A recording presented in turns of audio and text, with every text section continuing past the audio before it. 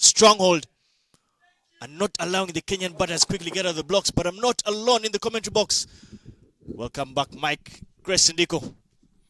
Thank you, Davis. Yeah, you do mention indeed we'll get back to that.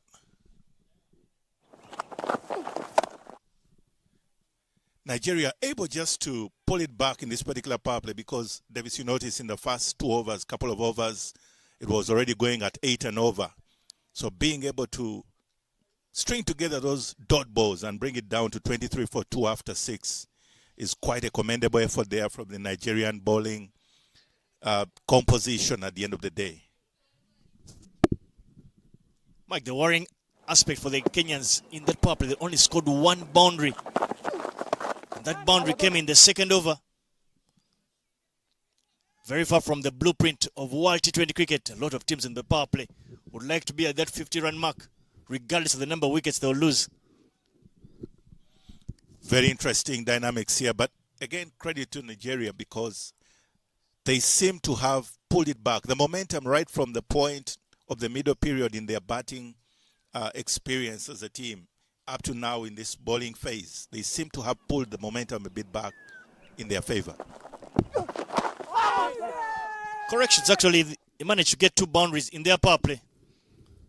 But if you take that first over out of Peter Aho, who went for 10 runs, Kenya they only scored 13 runs in 5 overs in a power play. That would be far from what the men in the dugout there, Lamek Onyango, Ngoche, alongside Joseph Angara would have ordered. They know that they cannot afford to find themselves behind the 8 ball. Otherwise, they require Kenya. Very well said there, Davis. Actually, that start is quite worrying. Once again, Kenya dealing in singles and trying to tickle it around and trying to rotate the strike.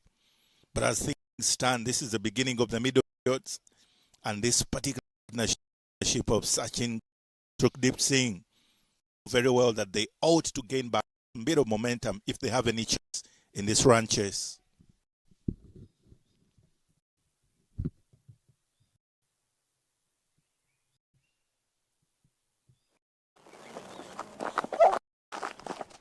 Goes for a big shot, and this time round manages to find that gap, and it's taken 29 deliveries for Kenya to find another boundary.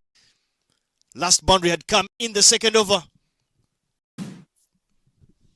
That's Sachin Gill there, getting under it and pulling it right in front of square, making sure that he avoids the field at deep square position. Rolling is very well over that ball, making sure it's comfortable and safe. And the struggles for Peter Aho in the tournament has not been as lethal as the Nigerians would have become accustomed to. He's licked a bit too many runs. He hasn't bowled in the areas of uncertainty. He hasn't challenged a lot of batsmen.